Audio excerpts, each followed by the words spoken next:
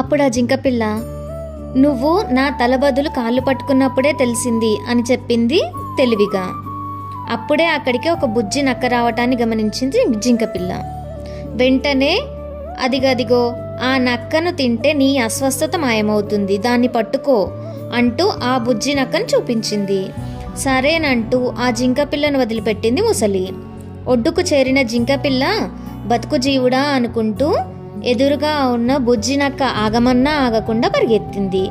బుజ్జి నక్కకు మాత్రం ఏం తెలుసు ఆ మడుగులో మొసలి ఉన్నదని. అది కూడా అమ్మకు చెప్పకుండానే వచ్చింది.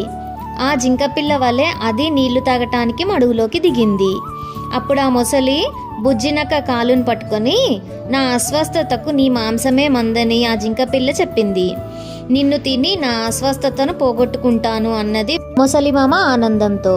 కథ కొనసాగుతుంది.